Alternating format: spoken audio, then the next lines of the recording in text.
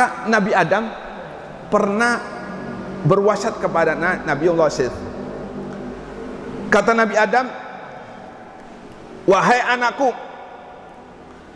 aku wasiat kepada engkau, dan hendaknya wasiat ini nanti engkau wasiatkan kepada anak-anakmu. Wasiat ini diperintahkan oleh Nabi Adam untuk terus menerus kepada sampai cucunya. Yang pertama, wasiat Nabi Adam, qul li auladika, katakan kepada anakmu, la tatma'innu lid dunya, jangan kamu merasa aman di dunia. Fa inni itma'annat bil jannah al baqiyah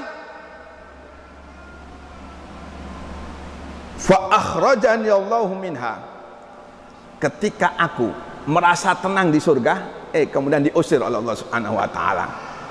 Nabi Adam pertama kali diwujudkan Allah Subhanahu wa taala langsung mendapatkan kenikmatan yang sangat luar biasa, yaitu menikmati kenikmatan surga. Nabi Adam merasa tenang, Nabi Adam merasa aman karena sudah hidup di surga, merasa aman, merasa tenang. Namun apa yang terjadi ketika Nabi Adam merasa aman dari Allah Subhanahu wa taala, merasa aman dari murka Allah Subhanahu wa taala, diusir oleh Allah Subhanahu wa taala dari surga menuju dunia yang sangat hina, dunia yang sangat fana. Memang ini kehendak Allah Subhanahu wa taala. Jauh-jauh sebelum Allah menciptakan Nabi Adam, Allah sudah mengatakan kepada Nabi Adam, inni ja'ilun fil ardi khalifah, wahai malaikatku, sesungguhnya aku akan menjadikan satu khalifah di muka bumi. Itu Nabi Adam. Ini Nabi Adam belum diwujudkan, cuma ini ada rencana dari Allah Subhanahu wa taala bakal menciptakan khalifah di muka bumi. Ketika Nabi Adam di surga dengan sebab sesuatu, maka Nabi Adam diusir oleh Allah Subhanahu wa taala dari surga menuju dunia yang sangat fana. Begitu pula dengan kita. Kita jangan merasa aman dari murka Allah Subhanahu wa taala. Saat ini kita mendapatkan nikmat yang sangat agung. Saat ini kita mendapatkan nikmat yang sangat besar, yaitu nikmatul Islam wal iman. Jangan kita merasa aman, iman ini akan dicabut oleh Allah Subhanahu wa taala. Kita nggak tahu apakah kita ditakdir oleh Allah Subhanahu wa taala mati dalam keadaan Islam, naudzubillah, atau sebaliknya kita ditakdir oleh Allah Subhanahu wa taala mati dalam keadaan tidak membawa iman, naudzubillah tsumma naudzubillah. Sebab kita belum finish. Kita ini belum finish. Kapan finish kita dikatakan orang selamat? Ketika roh kita diambil oleh Allah Subhanahu wa taala, ketika roh kita dicabut oleh Allah, dan kita tetap dalam keadaan Islam dan iman, maka inilah finish kita akan menjadi orang selamat di sisi Allah Subhanahu wa taala. Dan saat ini kita belum finish. Maka kata Nabi Adam, la tatma'innu lidunya, jangan Anda merasa aman, jangan meremehkan satu perbuatan maksiat, jangan meremehkan satu perbuatan yang dilarang oleh Allah Subhanahu wa taala. Bisa jadi sebagaimana yang terjadi dengan Nabi Adam itu terjadi terhadap diri kita.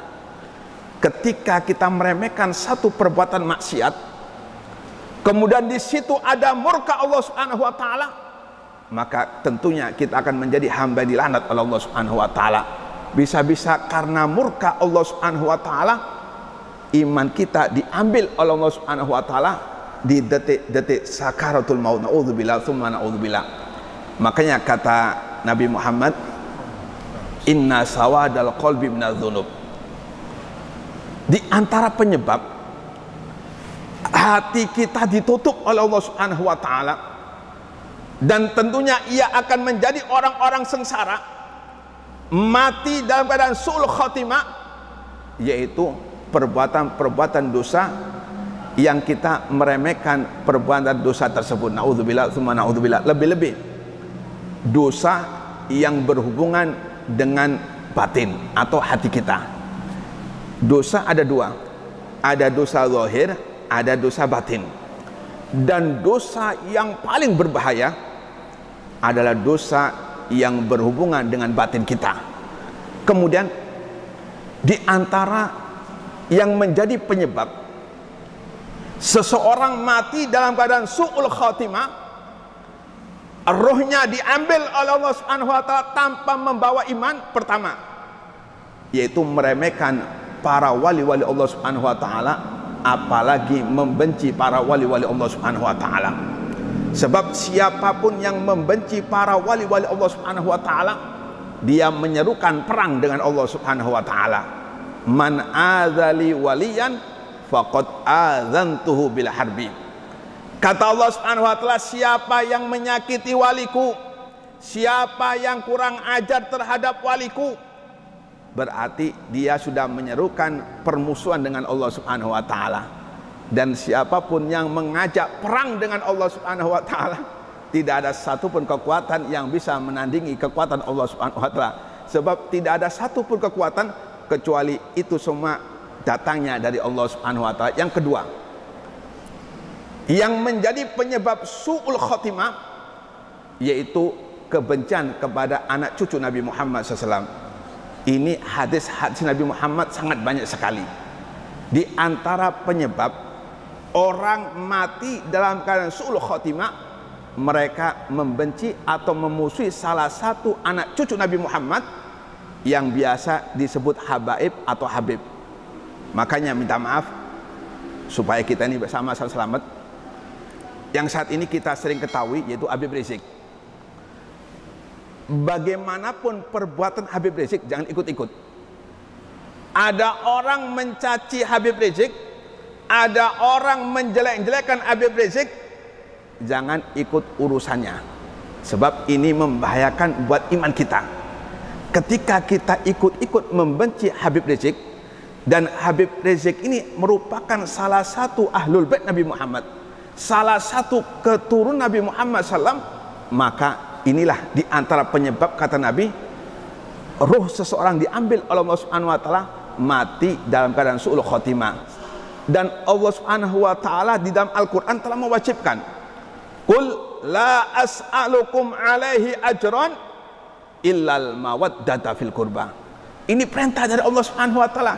Kita diperintahkan oleh Allah sebagai rasa syukur kita terhadap Nabi Muhammad, sebagai balasan rasa terima kasih kita terhadap Nabi Muhammad, maka Allah perintahkan kita untuk cinta kepada seluruh anak cucu Nabi Muhammad SAW. Ini Allah yang minta, bukan Nabi Muhammad. Cuma Allah yang meminta terhadap diri kita sebagai balasan rasa terima kasih kita terhadap Nabi Muhammad. Kita diwajibkan Allah Subhanahu wa taala untuk cinta kepada seluruh anak cucu Nabi Muhammad, dan siapapun yang membenci berarti berlawanan dengan Allah Subhanahu wa taala. Dan siapapun yang berlawan dengan Allah Subhanahu wa taala, dikhawatirkan dia mati dalam keadaan su'ul khotimah. Naudzubillah tsumma naudzubillah.